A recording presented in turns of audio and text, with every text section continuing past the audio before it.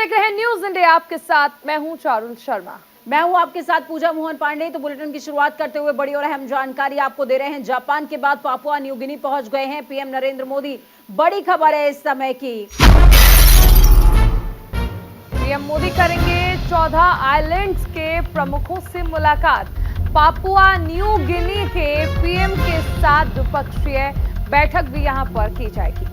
तो पीएम मोदी ने governor general sir Bob जाजे से मुलाकात की है। पीएम मोदी के साथ विदेशी मंत्री एस जयशंकर भी मौजूद रहे हैं। बड़ी खबर, अहम जानकारी इस वक्त आपको दे रहे हैं। जापान के बाद प्रधानमंत्री Narendra Modi Papua New Guinea पहुंचे और यहां पर आपने तस्वीरें भी देखी। प्रोटोकॉल को तोड़ते हुए जापान के बाद, क्योंकि पापुआ न्यू गिनी पहुंचे थे, तो पापुआ न्यू गिनी के जो प्रधानमंत्री हैं उन्होंने गर्मजोशी से प्रधानमंत्री नरेंद्र मोदी का स्वागत किया और पैर छूने की तस्वीरें भी सामने आई।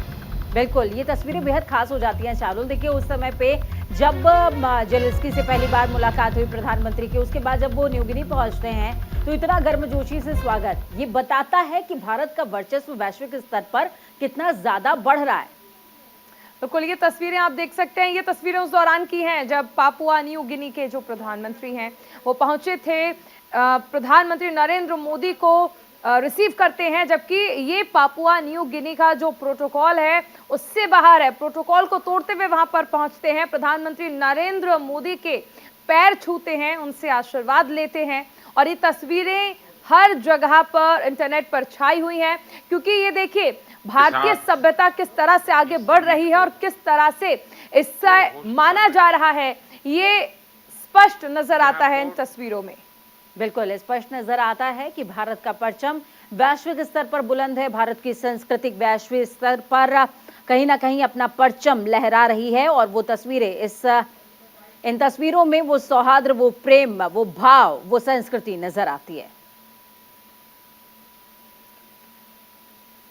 प्राथमिकताओं का सम्मान करता है, आपका डेवलपमेंट पार्टनर होने पर गर्व महसूस करता है। मानवीय सहायता हो या फिर आपका विकास, भारत को आप भरोसेमंद पार्टनर के रूप में देख सकते हैं, विश्वास कर सकते हैं। पाउल का कन्वेंशन सेंटर, नाउरू का वेस्ट मैनेजमेंट प्रोजेक्ट, फिजी के साइक्लोन प्रभावित किसानों के लिए बीज और किरिबास का सोलर लाइट प्रोजेक्ट, ये सभी इसी भावना पर आधारित है। हम बिना किसी संकोच के अपनी क्षमताएं और एक्सपीरियंसेस आपके साथ साझा करने के लिए तैयार है।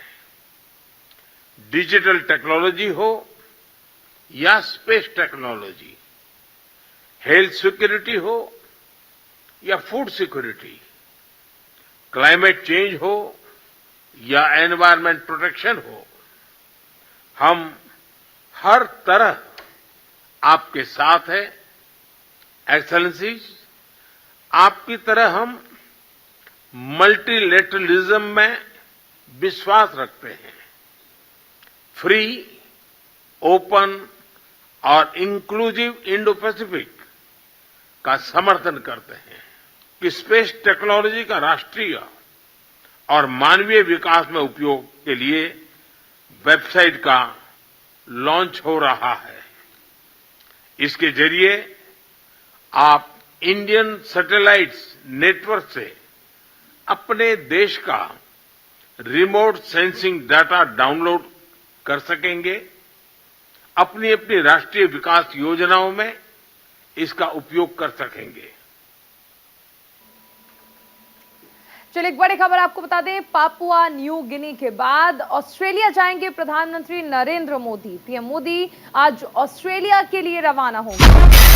प्रधानमंत्री मोदी 24 मई तक ऑस्ट्रेलिया के दौरे पर रहने वाले हैं। बड़ी खबर, अहम जानकारी आपको दे रहे हैं। पापुआ न्यू गिनी के बाद ऑस्ट्रेलिया का रुख करेंगे प्रधानमंत्री। ऑस्ट्रेलिया में क्या कुछ खास रहेगा वो भी आपको बताएंगे। पीएम नरेंद्र मोदी 24 मई तक ऑस्ट्रेलिया में ही रहने वाले हैं, यानी कि न्यू गिनी के बाद अब अगली निगाहें लोगों के ऑस्ट्रेलिया पर आकर टिक जाएंगी। बिल्कुल, देखिए सबसे पहले जापान के 3 दिवसीय दौरे पर गए थे प्रधानमंत्री नरेंद्र मोदी, जहां पर G7 शिखर सम्मेलन में उन्होंने शिरकत की और जापान के बाद वो पापुआ न्यू गिनी पहुंचे थे कल देर रात। अब आज वो ऑस्ट्रेलिया के लिए रवाना होंगे।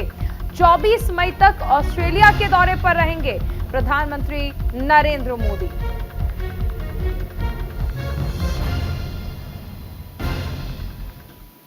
तो इस बीच आपको एक और बड़ी और अहम जानकारी दे रहे हैं। उपराष्ट्रपति के केरल दौरे का आज आखिरी दिन है। केरल विधानसभा के रजत जयंती समारोह का उपराष्ट्रपति उद्घाटन करने वाले हैं।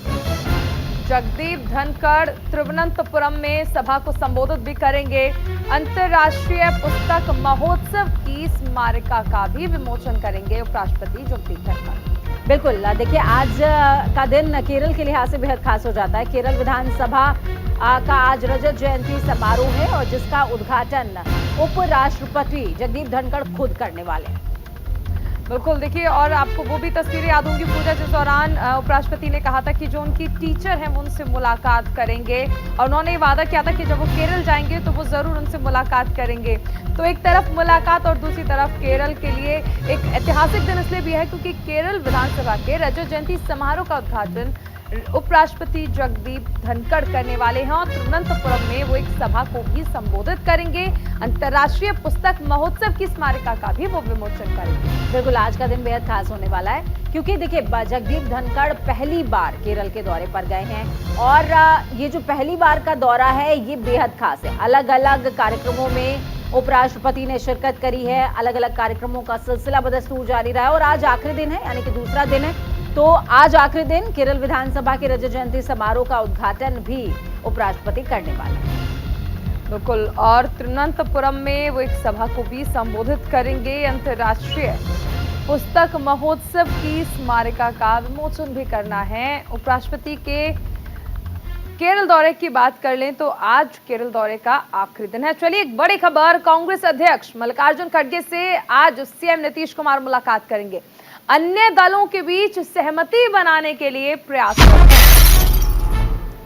खड़गे से मुलाकात के बाद तय होगी भावी रणनीति। कल दिल्ली में सीएम केजरीवाल से मुलाकात हुई थी। मुलाकात हुई, बहुत सारी बात हुई, जिसके बाद प्रेस कॉन्फ्रेंस करते हुए वो मीडिया के सामने आए और उन्होंने कहा कि जो केंद्र सरकार ने किया है वो ठीक नहीं है, बिल्कुल ठीक नहीं है और इस स्टैंड के खिलाफ तमाम विपक्षियों को एकजुट होना पड़ेगा, सामने आना पड़ेगा, साथ आना पड़ेगा।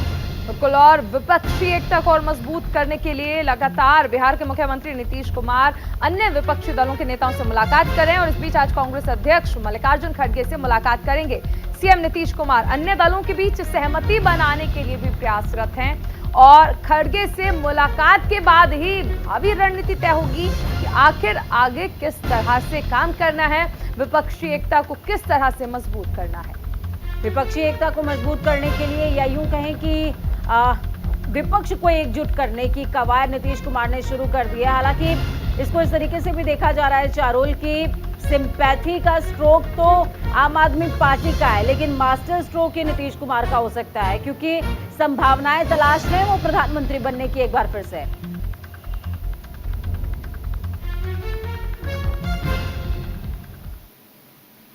तो वहीं कल नीतीश कुमार ने दिल्ली के सीएम अरविंद केजरीवाल से मुलाकात की थी। इस दौरान उनके साथ बिहार के डिप्टी सीएम तेजस्वी यादव भी मौजूद थे। मुलाकात के बाद तीनों नेताओं ने क्या कुछ कहा है वो भी आपको सुना देते हैं। 5-0 से जजमेंट आया था, पांचों जजों ने, संविधान पीठ ने जजमेंट दिया था, उस जजमेंट को पलट दिया 8 दिन के अंदर। ये संविधान के खिलाफ है। उसके बारे में नीतीश जी आज आए थे और उनसे काफ़ी डिटेल में चर्चा हुई। उन्होंने पूरी तरह से समर्थन जाहिर किया कि ये वो हमारे साथ हैं, दिल्ली के लोगों के साथ हैं और दिल्ली के साथ जो अन्याय किया है केंद्र सरकार ने, उन्होंने कहा कि इसका मिलके लड़ेंगे। और मैंने उनसे निवेदन किया, अभी वो पूरे देश के अंदर विपक्ष को एकत्रित करने में जुड़े हुए हैं। मैंने उनसे निवेदन किया कि अगर सारा विपक्ष इकट्ठा हो जाता है, नॉन बीजेपी सारी पार्टियां इकट्ठी हो जाती हैं, तो एक तरह से राज्यसभा के अंदर अगर ये इसको बिल के रूप में लेके आते हैं तो इसको बिल के रूप में हराया जा सकता है राज्यसभा के अंदर। और अगर राज्यसभा के अंदर ये बिल हार गया तो ये एक तरह से 2024 का सेमीफाइनल होगा। फिर एक मैसेज चला जाएगा पूरे देश के अंदर, ये बिल अगर हार जाता है तो मैसेज पूरे देश में जाएगा कि 2024 के अंदर बीजेपी की सरकार जा रही है। जो कुछ भी करने की कोशिश हो रही है केंद्र सरकार के द्वारा, ये तो एक विचित्र बात है। अब आप जरा संविधान को देख लीजिए, क्या अधिकार है। जब गवर्नमेंट बनाई जाती है, इलेक्टेड सरकार बनती है, तो उनको जो अधिकार दिया गया है उसको कैसे आप हटा सकते हैं? ऐसा तो कुछ नहीं है। लेकिन अब किस तरह से हो रहा है, इसलिए तो हम लोग कह रहे हैं कि सारे देश में सब लोग एकजुट हों, ताकि ये लोग संविधान का भी और किसी भी चीज का अपने ढंग से जो इधर से उधर कर रहे हैं और किस तरह का माहौल बन रहा है। आप दिल्ली में इनको लोगों ने किस तरह से बहुमत दिया है और किस तरह से सब लोग साथ हैं, और हम लोग इस बात को मानते हैं कि काम कर रहे हैं, बहुत अच्छा काम कर रहे हैं। और उसके बाद सुप्रीम कोर्ट का भी फैसला हो जाए तो राज्य सरकार को जो अधिकार है काम करने का, उस काम को रोक दिया जाएगा। ये सब तो बहुत ही आश्चर्य का विषय है। जो नॉन बीजेपी स्टेट में जिनकी भी गवर्नमेंट है, बीजेपी लगातार उनको तंग कर रही है, परेशान कर रही है। तो जो परेशानी अरविंद केजरीवाल जी झेल रहे हैं, हम यहाँ पूरी तरीके से इनको समर्थन देने आए हैं कि इनके साथ अन्याय कर रही है केंद्र की सरकार। और जब सुप्रीम कोर्ट का जब जजमेंट आ गया तो सारी चीज़ें स्पष्ट हो गई, तो कुछ कहने वाली कोई बात ही नहीं है।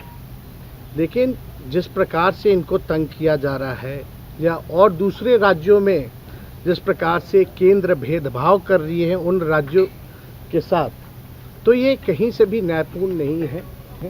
जितना भी ये अरविंद केजरीवाल जी को सताएंगे, तंग करेंगे, ये उतने ही मजबूत होंगे। और मैं पूर्ण विश्वास के साथ कह सकता हूँ कि बीजेपी कभी भी दिल्ली में वापसी नहीं करेगी। तो हम लोग सब लोग इनके समर्थन में हैं। और अब यूपी से एक बड़ी खबर आपको बता दें, सीएम योगी के महाराजगंज दौरे से जुड़ी ये बड़ी खबर है। धार्मिक अनुष्ठान कार्यक्रम में शामिल होंगे सीएम। नवनिर्मित शिव मंदिर में प्राण प्रतिष्ठा करने वाले हैं सीएम योगी आदित्यनाथ। बड़ी खबर, अहम जानकारी आपको दे रहे हैं। देखिए, जितने भी धार्मिक कार्यक्रम होते हैं उसमें मुख्यमंत्री प्रयास करते हैं कि वो शरीक जरूर हों, और इसी बीच शिव मंदिर की प्राण प्रतिष्ठा का कार्यक्रम है तो उसमें सीएम मौजूद रहेंगे। सीएम योगी के महाराजगंज दौरे से जुड़ी ये बड़ी खबर आपको बताई जा रही है, जहां पर सीएम धार्मिक अनुष्ठान कार्यक्रम में शामिल होंगे। नवनिर्मित शिव मंदिर में प्राण प्रतिष्ठा भी करेंगे सीएम योगी आदित्यनाथ। बिल्कुल, बेहद खास है आज का दिन उत्तर प्रदेश के लिहाज से। देखिए, प्राण प्रतिष्ठा क्या होती है वो समझ लीजिए। किसी भी स्थान पर, किसी भी मंदिर में जब ईश्वर की प्राण प्रतिष्ठा हो जाती है, उसके बाद ही वो लोकार्पित होता है और उसमें पूजा अर्चना लोग कर पाते हैं। तो वही कार्यक्रम जिसमें आज मुख्यमंत्री हिस्सा लेने वाले हैं। इस बीच कर्नाटक से बड़ी खबर आ रही है। कर्नाटक से बड़ी खबर, आज से 3 दिनों तक विधानसभा का सत्र होगा। बड़ी खबर, बड़ी जानकारी आपको दे रहे हैं। आरवी देशपांडे होंगे प्रोटेम स्पीकर। नवनिर्वाचित विधायकों को आज शपथ दिलाई जाएगी। नए विधानसभा अध्यक्ष का भी आज चुनाव किया जाना है। तो ये बड़ी खबर आपको कर्नाटक से बताई जा रही है, क्योंकि देखिए, जो कहा जा रहा था कि कांग्रेस की तरफ से जो 5 गारंटियां दी गई थी उन पर काम किया जाएगा, तो आज से 3 दिनों तक विधानसभा का सत्र चलना है। आरवी देशपांडे होंगे प्रोटेम स्पीकर। बिल्कुल, आज का दिन बेहद खास है। देखिए, चारुल, जिस तरीके से सरकार का गठन होता है, मंत्री शपथ लेते हैं, उसके बाद जो पहली बैठक हुई थी कैबिनेट की बैठक, उसमें 5 बिंदु 5 वादों पर तत्काल प्रभाव से मोहर लगा दी गई थी। उसके बाद सबकी निगाहें सत्र पर हैं। तो सत्र की घड़ी भी आ गई है जिसमें तमाम विधायकों को शपथ दिलाई जाएगी। बिल्कुल, नए विधानसभा अध्यक्ष का चुनाव भी आज किया जाएगा। कर्नाटक से ये बड़ी खबर आपको बताई जा रही है। चलिए, एक बड़ी खबर आपको बता दें, IL&FS मनी लॉन्ड्रिंग मामले में एक बड़ा अपडेट आया है। जयंत पाटिल आज ईडी के सामने पेश होंगे। दूसरे समन के बाद आज जयंत पाटिल की पेशी है। बड़ी खबर, अहम जानकारी, ईडी एनसीपी नेता जयंत पाटिल से पूछताछ करने वाली है। बड़ी खबर, अहम जानकारी इस वक्त आपको दे रहे हैं ईडी से जुड़ी हुई। बिल्कुल, आज जयंत पाटिल ईडी के सामने पेश होंगे। दरअसल दूसरे समन के बाद आज जयंत पाटिल की पेशी है। ईडी ने एनसीपी नेता जयंत पाटिल से पूछताछ के लिए उन्हें समन भेजा, और ये दूसरा समन है जिसके बाद जयंत पाटिल आज ईडी के सामने पेश होंगे। ये बात पे कुछ भी चर्चा नहीं हुई। केंद्र में कौन रहेगा और राज्य में कौन रहेगा, इस बात पे कोई चर्चा नहीं हुई।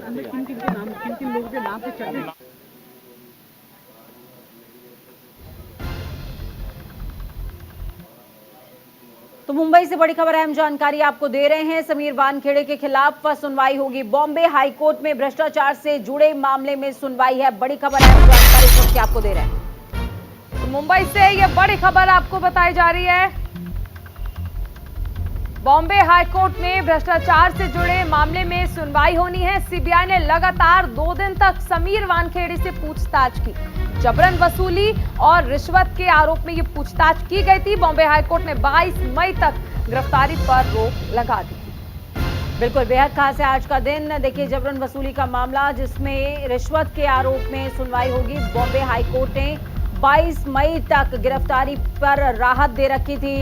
समीर वानखेड़े के खिलाफ आज सुनवाई होनी है। बॉम्बे हाईकोर्ट में भ्रष्टाचार से जुड़े कई मामलों पर सुनवाई है। सीबीआई ने लगातार 2 दिनों तक पूछताछ की थी।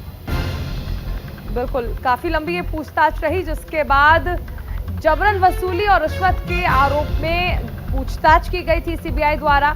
बॉम्बे हाईकोर्ट ने 22 मई तक गिरफ्तारी पर भी रोक लगा दी थी। ऐसे में समीर वानखेड़े के खिलाफ बॉम्बे हाईकोर्ट में आज सुनवाई होनी है। बिल्कुल, और चारुल देखिए, जिस तरीके से पहले दिन पूछताछ हुई, 5 घंटे से ज्यादा पूछताछ हुई। दूसरे दिन भी सीबीआई ने कई अहम पहलुओं पर पूछताछ करी थी समीर वानखेड़े से, जिसमें कई सारी चीजें सामने आई थी। चैट भी बीच में वायरल हो रही थी। समीर वानखेड़े से जुड़े और भी मामले वायरल हो रहे थे। बिल्कुल, चलिए खबरों में आगे बढ़ते हैं। राजस्थान के मुख्यमंत्री अशोक गहलोत उदयपुर के दौरे पर रहे, जहां उदयपुर में मुख्यमंत्री अशोक गहलोत ने लोगों से मुलाकात की। तो वहीं उदयपुर पहुंचते ही मुख्यमंत्री गहलोत सीधे आमजन के पास पहुंच गए। हालांकि खास बात ये थी कि मुख्यमंत्री ने आमजन से उन्हीं के अंदाज में बातचीत। जब मुख्यमंत्री फतेह सागर झील के पास पहुंचे और आम लोगों के साथ चाय के साथ साथ गपशप की, तो वहां उपस्थित आम जनता के चेहरे भी खिल उठे। उदयपुर के लोगों ने भी मुख्यमंत्री का स्वागत किया और उनकी इस पहल की सराहना करते भी नजर आए। बिल्कुल, देखिए पूजा, राजनीति क्या कुछ नहीं करा सकती है। अब विधानसभा चुनाव होने हैं राजस्थान में, और इसीलिए अब तस्वीरें जो हैं वो बदली बदली नजर आ रही हैं। बिल्कुल, और अशोक गहलोत की पर्सनालिटी को अगर हम देखेंगे, उनके राजनीति के तरीके को देखेंगे, तो हमें नजर भी आता है चारुल कि ये पहला ऐसा मौका नहीं है जब अशोक गहलोत इस तरीके से लोगों के बीच गए हों और उनसे बातचीत की हो, मारवाड़ी में बातचीत की हो। ये पहला ऐसा मौका नहीं है, लेकिन हाँ, ये जरूर कहेंगे कि चुनाव नजदीक है तो ये तस्वीरें अब और ज्यादा हमारे सामने आएंगी। बिल्कुल, कांग्रेस इन्हें ऐसे ही जादूगर नहीं कहती है। कहीं ना कहीं अशोक गहलोत का जो जादू है वो आम जनता पर बढ़ चढ़कर बोलता है, और इसी की एक बानगी आप देख सकते हैं कि कैसे तमाम प्रोटोकॉल को तोड़ते हुए मुख्यमंत्री आम जनता के बीच जाते हैं, उनसे बातचीत करते हैं। ओडिशा से बड़ी खबर सामने आ रही है। ओडिशा से बड़ी खबर, आज मंत्रिमंडल में फेरबदल हो सकता है। बड़ी खबर, अहम जानकारी आपको दे रहे हैं। 3 नए मंत्री शपथ लेंगे। सुबह 10 बजे शपथ ग्रहण समारोह रखा गया है। लोक सेवा भवन के कन्वेंशन सेंटर में यह समारोह रखा गया है, जहां पर ओडिशा में आज मंत्रिमंडल में बड़ा फेरबदल होने वाला है। 3 नए मंत्री शपथ ले सकते हैं। बिल्कुल, पटनायक सरकार के लिए आज का बड़ा दिन है, क्योंकि 10 बजे का समय यानी कि अब से कुछ ही घंटों के बाद शपथ ग्रहण समारोह होने वाला है। लोक सेवा भवन की कन्वेंशन सेंटर में ये समारोह होगा, जिसमें 3 मंत्री शपथ लेंगे। बिल्कुल, आज बेहद खास दिन है ओडिशा के लिए। ओडिशा से यह बड़ी खबर आपको बताई जा रही है, जहां पर आज मंत्रिमंडल में फेरबदल हो रहा है। 3 नए मंत्रियों को शपथ दिलाई जाएगी, यानी मंत्रिमंडल की जो रूपरेखा है अब वो बदल जाएगी, तस्वीरें जो हैं वो बदल जाएंगी। हालांकि सुबह 10 बजे का ये शपथ ग्रहण समारोह जो है वो रखा गया है लोक सेवा भवन के कन्वेंशन सेंटर में। बिल्कुल, लोक सेवा भवन के कन्वेंशन सेंटर में शपथ ग्रहण समारोह, 3 मंत्री शपथ लेने वाले हैं। बिल्कुल, चलिए बात करते हैं दिल्ली की। दिल्ली में 46 डिग्री के पार पहुंच गया है पारा, और मौसम विभाग ने चेतावनी जारी कर दी है कि दिल्ली में अभी और बढ़ेगा तापमान। तेज धूप और लू करेगी परेशान, के इलाकों में येलो अलर्ट जारी कर दिया गया है। 24 मई से 27 मई तक बारिश होने की संभावना भी जताई गई है। दिल्ली एनसीआर और आसपास के इलाकों में लू की चेतावनी जारी की गई है। साथ ही येलो अलर्ट भी जारी किया गया है। बिल्कुल चारुल, देखिए पिछले दिनों जिस तरीके से बारिश आई अचानक से, उससे लगा कि दिल्ली का मौसम शायद थोड़ा सा साफ हो गया है, सुहाना हो गया है, लेकिन सूर्यदेव कुछ ज्यादा ही राजधानी पर मेहरबान रहते हैं। यही वजह है कि मौसम विभाग ने भी चेतावनी दी है। तो दिल्ली में 43 डिग्री तापमान के साथ रविवार इस सीजन में अब तक का सबसे गर्म दिन रहा है।